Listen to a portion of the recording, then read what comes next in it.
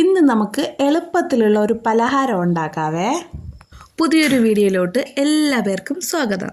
ചില വൈകുന്നേരങ്ങളിൽ നമുക്ക് കഴിക്കാൻ എന്തെങ്കിലും തപ്പിയാൽ ഒന്നും കിട്ടത്തില്ല. എന്തെങ്കിലും ഉണ്ടാക്കി കഴിക്കാമെന്ന് വെച്ച് കഴിഞ്ഞാൽ ഒരു മാവും ഇരിപ്പുണ്ടാവില്ല. അങ്ങനത്തെ സന്ദർഭങ്ങളിൽ നമുക്ക് വീട്ടിലുള്ള അരിയൊക്കെ വെച്ചിട്ട് തന്നെ വേഗത്തിൽ ഉണ്ടാക്കിയെടുക്കാൻ പറ്റുന്ന ഒരു സംഭവമാണ് ഇന്ന് കാണിക്കുന്നത്. ഇതിനായി നമുക്ക് ആദ്യം വേണ്ടത് അരിയാണ്. അരി ഏതാന്ന് വെച്ചാൽ ഞാനിപ്പോൾ ചോറ് വയ്ക്കുന്ന നോർമൽ അരിയാണ് എടുത്തിട്ടുള്ളത്. പച്ചരിയല്ല, നമ്മൾ ചോറ് വയ്ക്കാൻ ഉപയോഗിക്കുന്ന ഏതരിയായിരുന്നാലും കുഴപ്പമില്ല. ചമ്പാവരി എടുത്തു കഴിഞ്ഞാൽ ഇത്തിക്കൂടെ ടേസ്റ്റ് ഉണ്ട് കേട്ടോ. എൻ്റെ കയ്യിലിപ്പോൾ ചമ്പാവരി ഇല്ലാത്തത് കൊണ്ട് ഞാൻ സാധാരണയായിട്ട് ചോറ് വയ്ക്കുന്ന ആ വെള്ള അരി എടുത്തിട്ടുണ്ട്. ഇതൊന്ന് നല്ലവണ്ണം കഴുകിയിട്ട് ഇതൊന്ന് വറുത്തെടുക്കണം കേട്ടോ.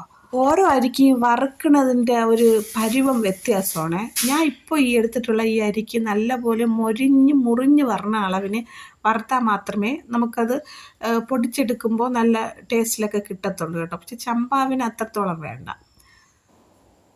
ഏതാണ്ടിപ്പോൾ നല്ല രീതിയിൽ ഞാൻ മഞ്ഞ കളറൊക്കെ വരുന്ന രീതിയിൽ ഇത് മൊരിച്ചെടുത്തിട്ടുണ്ട് കേട്ടോ. നല്ല അടിയിൽ ചെറുതായിട്ട് നിങ്ങൾക്ക് ശ്രദ്ധിച്ചറിയാം, ചെറുതായിട്ടൊരു കരിഞ്ഞതിൻ്റെ ഇത് വരണമുണ്ട്. എന്നിരുന്നാലും നല്ല രീതിയിൽ ഇളക്കി ഒന്ന് ഈ മൊരിഞ്ഞ അളവ് വേണം. ഞാൻ ഇതിനെ ക്ലോസ് ആയിട്ടൊന്ന് കാണിച്ചു തരാവേ. ഇത് ഏത് പരുവാണ് നിങ്ങൾക്കിപ്പോൾ ദൂരെ കഴിച്ചാൽ അത് എങ്ങനെയാണെന്ന് കാണുന്നില്ലല്ലോ. ക്ലോസ് ആയിട്ടൊന്ന് കാണിച്ചു തരാവേ. നിങ്ങൾ നല്ലോണം ഒന്ന് നോക്കിക്കോണം അതിൻ്റെ പരുവ് ഏതാണ്. കാരണം നമ്മൾ പൊരി കടയിൽ കിട്ടുന്ന ആ പൊരിയൊക്കെ ഉണ്ടല്ലോ, ആ സ്റ്റേജ് ആവുന്നിടത്തോളം നല്ലോണം ഒന്ന് വറുത്തെടുക്കണം. ഇനി നമുക്കിത് ഓഫാക്കി ഇതൊന്ന് ആറാനായിട്ട് വയ്ക്കാവേ. ഇനി നമുക്ക് വേണ്ടത് ശർക്കരയാണ്. ശർക്കര ഞാനിപ്പോൾ എടുത്ത ശർക്കര ആ അളവ് വേണ്ട കേട്ടോ. ഞാനിപ്പോൾ അത് കട്ടയായിരുന്നത് കൊണ്ട് അത്രയും പൊടിച്ചെടുക്കാൻ വേണ്ടിയിട്ട് എടുക്കുവാണ്. നിങ്ങൾക്ക് ആവശ്യത്തിന് ശർക്കര മതി കേട്ടോ. ഇത് ഒരുപാടുണ്ട്. ഞാൻ ഇങ്ങനെയാണ് ശർക്കര പൊടിക്കാറ് കേട്ടോ. കാരണം പാവ് കാച്ചാൻ വേണ്ടിയിട്ട് ഈ രീതിയിലാണ് പൊടിച്ചെടുക്കുന്നത്. ഇത് ചെയ്യുമ്പോൾ ഇത്ര അളവ് ശർക്കര, ഇത്ര അളവ് അരി എന്നങ്ങനെ ഒന്നും ഒരു അളവില്ല കേട്ടോ. നിങ്ങൾക്ക് മധുരത്തിന് ആവശ്യത്തിന് ശർക്കര എടുക്കാവേ. കുറച്ച് ലേശം മധുരം വേണമെന്നുള്ളൊരു ലേശം ശർക്കര എടുത്താൽ മതി. കൂടുതൽ മധുരം വേണമെന്നുള്ളവർ അങ്ങനെ അതനുസരിച്ചെടുക്കുക. ഇത്ര അളവെന്നൊന്നും ഇതിന് പറയാനൊക്കത്തില്ല. ഞാനിപ്പോൾ എടുത്തിട്ടുള്ളത് ഒരുപാട് കൂടിയിട്ടുണ്ട് കേട്ടോ. എൻ്റെ പിള്ളേരിരുന്ന് മധുരത്തിന് വേണ്ടിയിട്ട് ഒരുപാട് ഇടാൻ പറഞ്ഞിട്ട് ഞാനങ്ങ് ഒരുപാട് വാരിക്കോരി ഇട്ടായിരുന്നു. നിങ്ങൾ ആവശ്യത്തിന് മാത്രം ശർക്കര ഒരുക്കുക കേട്ടോ.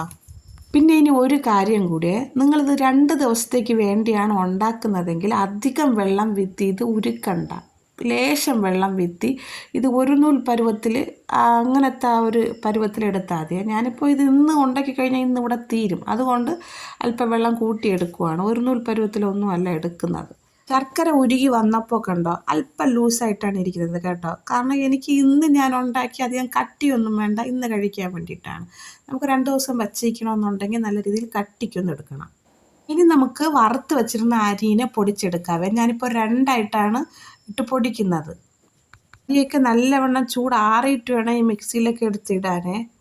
ഇനി നമുക്ക് ഇതിലോട്ട് വേണ്ടത് ഏലക്കയാണ് കേട്ടോ. ഏലക്കയും ആവശ്യമാണെങ്കിൽ മാത്രം ഒരു ചെറിയ ഗ്രാമ്പൂ കൂടെ ഇടാവേ. ഞാൻ ചെറുതായിട്ടൊരു ചെറിയ ഗ്രാമ്പൂ ഇട്ടിട്ടുണ്ട്. അത് വേണമെന്നില്ല, അതിൻ്റെ ഒരു മണത്തിന് വേണ്ടിയിട്ടും ഇട്ടതാണ്. എന്നിട്ട് ഇതാ ഈ പരുവത്തിൽ പൊടിച്ചെടുക്കണം. അതായത് ഈ പഞ്ചാര മണലിൻ്റെയൊക്കെ പരുവത്തിൽ പൊടിച്ചെടുക്കണേ.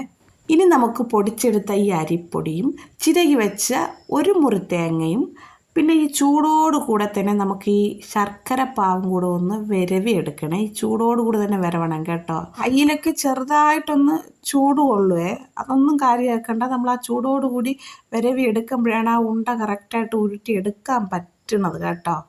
ഇനി ഈ ശർക്കരപ്പാവെ ഇങ്ങനെ ലൂസാക്കി എടുക്കുന്നത് കൊണ്ടും ഈ ഒരു നൂൽ പരുവത്തിൽ കട്ടിയായിട്ട് എടുക്കുന്നതിലും തമ്മിലുള്ള വ്യത്യാസം എന്താണെന്ന് പറയാവേ.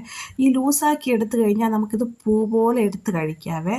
അതേസമയം ഈ ഒരു നൂൽ പരുവത്തിൽ ശർക്കര ഇത്തിരി കട്ടിക്ക് പാവ് കാച്ചെടുത്ത് ഇതിൽ മിക്സ് ചെയ്ത് കഴിഞ്ഞാൽ നമുക്ക് കടയിൽ നിന്ന് വാങ്ങിക്കുന്ന അരി ഉണ്ടല്ലോ അതുപോലെ കട്ടിയായിട്ട് നമുക്ക് ചവച്ച് ഇത്തിരി കട്ടിക്ക് കഴിക്കാൻ പറ്റുമോ. ഇതാണ് ഇത് രണ്ടും തമ്മിലുള്ള വ്യത്യാസം. ഞാനിപ്പോൾ ഇന്ന് കഴിക്കാൻ വേണ്ടിയിട്ട് ഇന്നത്തോടെ ഇത് തീരും. അതുകൊണ്ട് നല്ല കട്ടിക്കൊന്നും എടുക്കണില്ല, ലൂസായിട്ട് പൂ പോലെ കഴിക്കാൻ വേണ്ടിയിട്ട് ഇത്തിരി ലൂസായിട്ടാണ് ശർക്കര എടുത്തിട്ടുള്ളത്.